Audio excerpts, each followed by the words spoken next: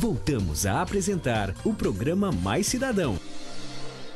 Você vai acompanhar agora uma entrevista com o psiquiatra Tabajara Dias de Andrade, que vai falar sobre as verdades e mitos de um pai solteiro cuidar sozinho de seus filhos. Confira, pessoal. Tô louco pra saber.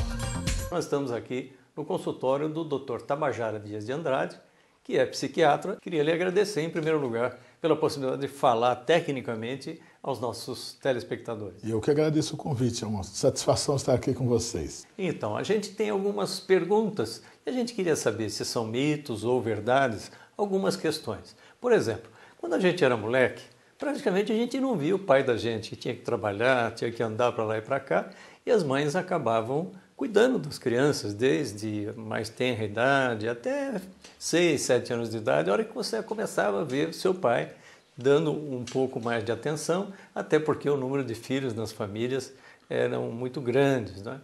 Então eu queria saber o seguinte, desde a gravidez, a participação do pai é muito importante? Eu acredito que sim. Hoje as pesquisas de neonatologia, as pesquisas da psicologia intraútero mostram que a presença do pai, mesmo na gravidez, pode fazer uma grande diferença positiva na vida da criança. Quando uma mulher está grávida, é como se uma pessoa muito importante viesse para casa. Então imagine que você vai receber uma visita importante, você vai deixar tudo preparado da melhor forma possível. O mesmo deveria acontecer com as crianças que vão nascer. Então pai e mãe juntos, preparando-se para construir um ambiente físico e emocional para que essa criança tenha o melhor desenvolvimento possível. Como fazer com aquele filho que tem 1 ou 2 anos de idade, que recebe toda a atenção do pai e da mãe e que de repente recebe um irmãozinho, uma irmãzinha, e começa a ter ciúmes, começa a fazer xixi, começa a ter, vamos dizer assim, comportamentos que naturalmente revelam um certo ciúme em relação àquele que nasceu. Como é que os pais devem reagir frente a uma situação como essa? Se a gente for um pouco mais cuidadoso, incluir a criança nessa recepção, nessa preparação dessa recepção, os traumas são menores. Quer dizer, a criança não vai perder o espaço dela diante dos pais, mas vai ganhar mais um membro na família que ele vai cuidar com carinho e não vai se sentir jogado para esse escanteio. O que é muito comum são as famílias reclamarem que a criança é ciumenta, mas é aquela história... O pai ou a mãe estão com a criança no colo, dando o maior carinho, e o outro, não, deixa, você é ciumento, e não dá bola para o outro. Então, na realidade, o ciúme é porque, na realidade, ele não está mesmo sendo atendido com muito carinho, e perdeu muito com o nascimento daquela outra pessoa. Né? E os pais sabem cuidar dos bebês? Não sabem. Não sabe. A nossa cultura não nos ensina a cuidar de bebê. Para começo, imagina uma criança do sexo masculino brincando de boneca. A família não vai querer. Nós não temos oportunidade de exercitar o papel de pais na infância. A gente pode ser policial, pode ser médico, pode ser professor, mas pai não pode, fica meio esquisito. Então é gozado quando a criança nasce, né? O pai fica lá atrás escondido, primeiro a mãe, a tia, a avó, a outra avó, todas as mulheres tomam conta de criança. Na hora do banho, por exemplo, o pai quer ver, quer pegar, e a hora que entregam para ele, ele não sabe pegar, porque nunca aprendeu a pegar, ele pega de um jeito todo esquisito, logo vem uma tia e fala, deixa que você não sabe, tira. Então nós homens não tem nas revistas de homens, conhece alguma revista masculina que fala de eu? Não tem. Né? Há raras exceções de livros que ensinam os pais a serem pais. Isso é muito difícil.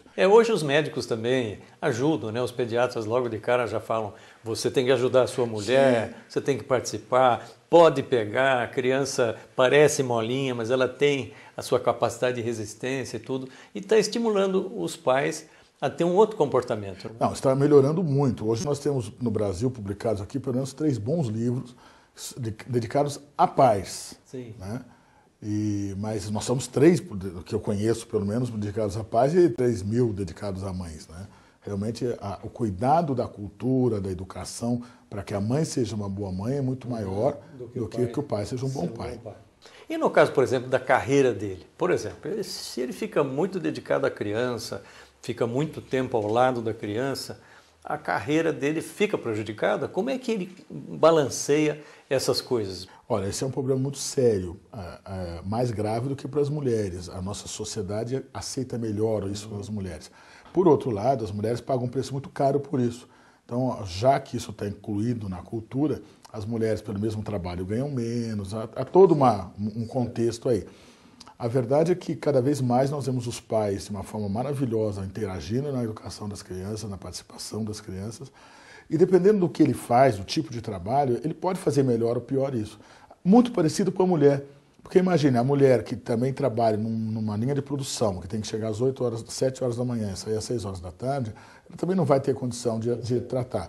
Se é uma pessoa que trabalha, por exemplo, com vendas ou alguma outra coisa, ela pode se ela já adaptar. pode negociar isso de uma forma melhor. Então depende muito do trabalho que você faz, da distância que você mora da sua casa. São várias as variáveis que entram aí. Mas eu defendo que o pai tem que estar cada vez mais presente na educação, na participação do desenvolvimento dos filhos. Uma outra pergunta, se é mito ou verdade. Os pais tendem a reproduzir o pai que ele teve ou o comportamento que o pai dele teve em relação a ele? Mito e não mito. Pelo seguinte, a gente vê pais maravilhosos que tiveram pais maravilhosos. Assim como mães maravilhosas que tiveram mães maravilhosas, toda a combinação é possível. Mas também vemos pais maravilhosos que tiveram pais péssimos. Né? O Monty Roberts, por exemplo, que é um camarada famoso, ele teve várias fraturas no corpo provocadas por surras que ele recebeu do pai, que era um treinador de cavalos violento.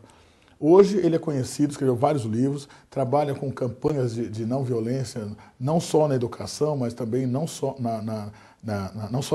com os animais que ele trabalha, mas com gente, faz trabalhos maravilhosos com os seres humanos.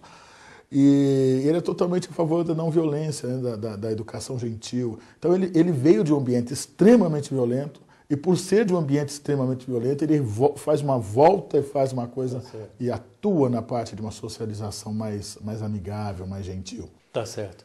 A gente vê muitas situações, no passado e no presente também, em que a mulher cuida sozinha de seus filhos. Muitas vezes a mulher que é abandonada pelo marido, ou aquela que resolveu ter o seu próprio filho, enfim, ela é chamada de mãe solteira.